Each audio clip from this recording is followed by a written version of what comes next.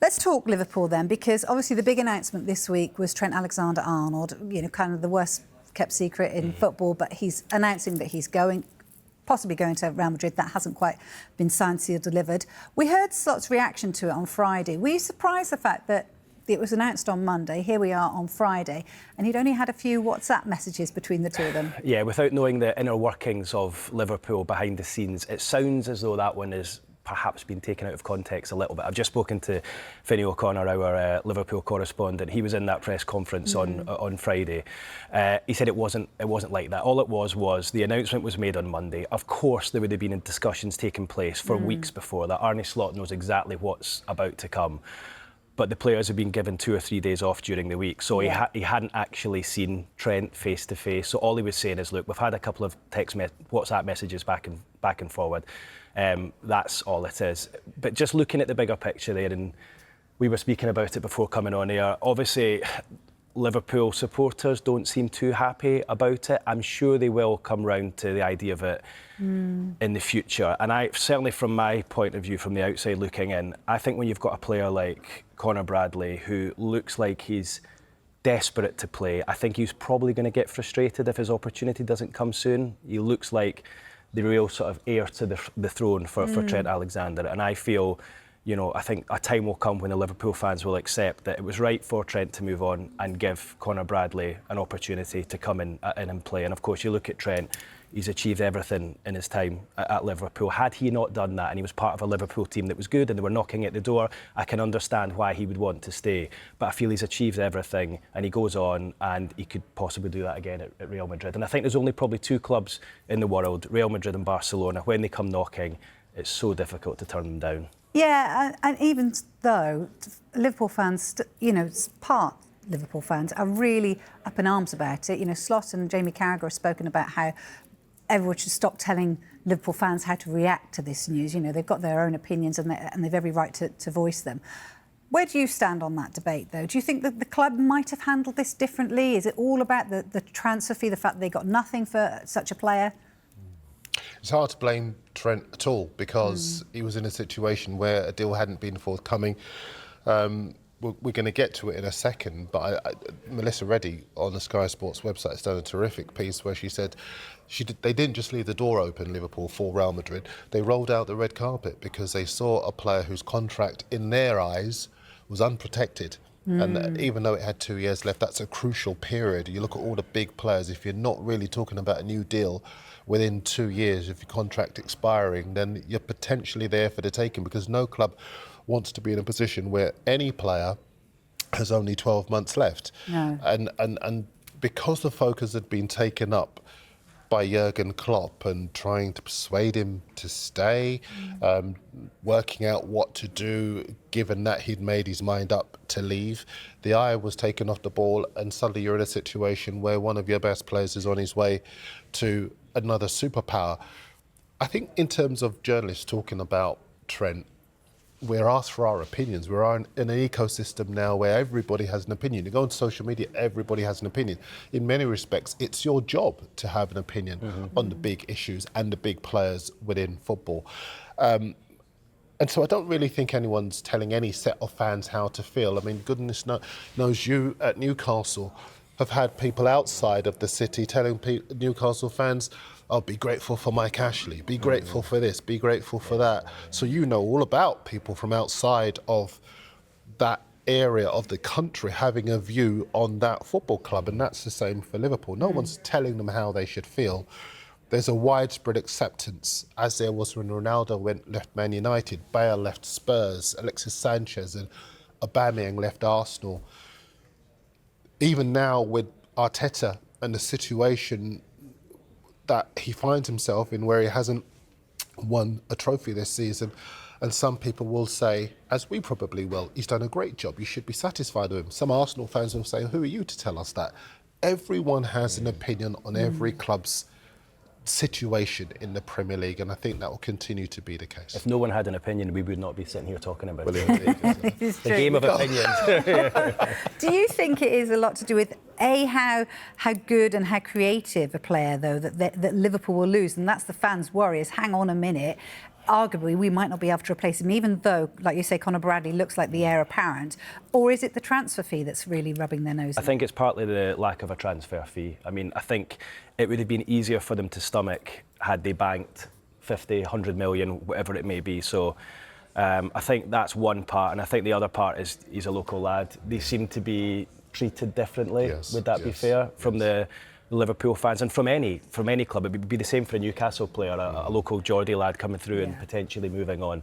So I think it's twofold there. I don't think it's how good he is. We all know how good he is, and I think in many ways that actually lends himself more to being accepted a move to Real Madrid because of just how good he is. But I think it's the lack of a transfer fee and the fact he's a local lad, and Liverpool fans will look at it and say, well, why go to Real Madrid and do these things? You can have all of that with us. And I get it and I understand it, but it's a lifestyle choice from him. He wants to go and try something different in the peak years of his life. And I say fair play to him, but I'm not a Liverpool fan, so I'm desensitised to the whole thing. So it's really difficult for me to say, and I'm not trying to tell them what to think at all. I just think things move on, and you look at things a couple of months, years down the line, and you think, why was I getting myself so worked up about that? Even just look at things like we were chatting beforehand. Even look at clubs like Brentford. Who would have thought when Ivan Toney moved on, Johan Wissa would step up or Brian Mbeumo would step up, and it's like that right across football.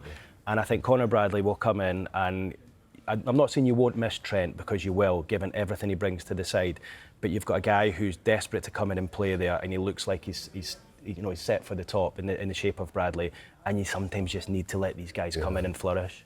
Darren, they've set the bar pretty high, haven't they? Certainly Slot has. How do they build on that success next season? Yeah, well, I think they need a new striker. I think everybody knows that they need a new striker. Darwin Núñez probably will need to go and play regular first-team football elsewhere.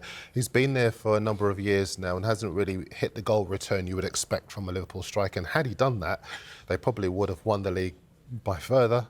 They've certainly won. I think they're the highest scorers in the Premier League at the moment. It might well have been that they were able to win the Champions League. I think they will look at that position and want to upgrade for sure. I think as well, Konate will need to be locked down because he's got a really good partnership alongside Van Dijk. But I think they will need more in those central defensive positions so that they are not left short if either one is injured for any length of time. We saw how the title challenge in 2020 disintegrated after the Merseyside derby when Van Dijk was injured. So they will need some more strength in that position. And even though Gravenberch has been transformed into a fantastic operator in that defensive midfield position, again, they will need more there in case they were to lose him. Kirkesh, we think, is going to be the successor for Andy Robertson at left back. It might be that they need another right back to compete with Conor Bradley, even though he's able to make the step up. But I think that they will be shopping. What's quite interesting, just very quickly, is that when lots of people talk about A-listers coming in to move them on, but if you look at what Klopp did, he took players from Stoke, from Hull, from Southampton. Robertson came from Hull, Mane came from Southampton. The shopping was really sensible. It wasn't from the big six clubs or the big two in some of the other leagues.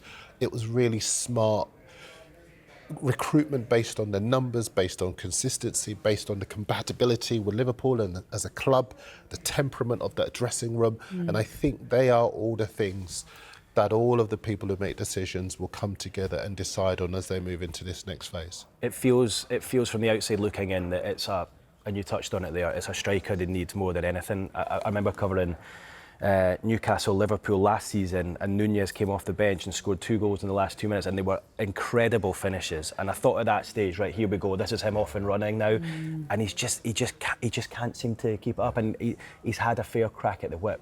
You would say he doesn't look as though he's going to improve that coolness in front of goal. He just maybe panics in front of goal, reacts to things, and it feels like they need a striker. The problem is, Arsenal need a striker. Yeah, everyone needs a striker. Chelsea needs a striker. They're all competing, and it seems such a small pool of players that they're all fighting over. And I think that's where they're going to find it difficult. But They're the Premier League champions, and that's what gives them a little bit of sway in the market, I would suggest. Yes, probably a little bit. I think that window between 1st of June and the 10th of June, that little mini window for the Club World Cup, will be fascinating. I think all the strikers in the world will go that window. What are the papers saying ahead of this match? Well, I like this in the Daily Mirror. Simon Mullock, really good piece. Slot loves a puzzle. And look at the subdeck, the Liverpool boss saying that he didn't want to lose Trent, obviously, but he's got to find some solutions, and he loves it. He says that, actually, I was delighted that the two that we did manage to sign, we've been able to keep them. Van Dijk, obviously, because of his leadership in central defence, and Salah because of his outstanding goal return, which has put him in line not just for the Golden Boot, but for the European Golden Shoe as well. And there is a parallel drawn by Simon with the Feyenoord squad that he lost. He lost a number of players in 2021. He inherited a squad that had been stripped of 9 regular starters, including the captain, and he still steered them towards the Europa Conference League final. And then he lost 3 other players, quite familiar players: Senesi, Marcos Senesi, Sinistera and Tiro Malacia. 3 players he lost to the Premier League, still led them to the Eredivisie. And then in his final season, he lost his captain, Orkan Kokcu. And so he is a man who is used to losing influential players, but still managing to generate a camaraderie within the squad capable of being able to drive them to what they want to do. Really good piece by Simon Mullock here, as is this one from Melissa Reddy on the Sky Sports website. And I love when reporters are able, as you did a second ago, Keith, to kind of draw their own parallels. And she talks about the year 2017 when she was a reporter. She had gone to the Liverpool training ground when it was at Melwood, and she was waiting to speak to a couple of young players, Ben Woodburn, who had broken Michael Owen's goal-scoring record, and a young Trent Alexander-Arnold. And one of the press officers put their head round the door and said to her, you're going to be speaking to a future Liverpool captain. And he was talking about Ben Woodburn, not Trent Alexander-Arnold. But Trent was so composed and so diligent when the two of them were speaking, carried himself really well. And she gives all of her the background around that and the reasons why Trent is so loved by the club, because she talks about his trajectory. She does talk about a moment where he talked about, I'd rather be in a Liverpool shirt than winning trophies with Bayern Munich and other clubs. And those words, in a way, she says, are part of the reason why Liverpool fans feel so unhappy at losing him. But she's very fair, and she says the club know it would be hypocritical to be annoyed by Trent leaving for Madrid when a good offer would be accepted this summer for Harvey Elliott, a player who turned down some massive clubs because he wanted to call Anfield his home ground. It was also no problem for Liverpool to try and tempt Martin Zubimendi from his boyhood club, Real Sociedad. So a really good balanced piece by Melissa today, well worth a read. A win today secures them a top 5 finish for sure. How do you rate their season, Keith? Well, look, I think they've definitely got pass marks, at least in Europe. I mean, they were so close to getting to the Champions League final. If they'd taken 1 or 2 of those chances, and there were good chances early on against PSG last week, they're in the final. You know, against Inter Milan with a terrific chance of winning it. So I think they've done really well, and I don't think you can criticise them at all for that. But I think domestically they have been poor, like they have.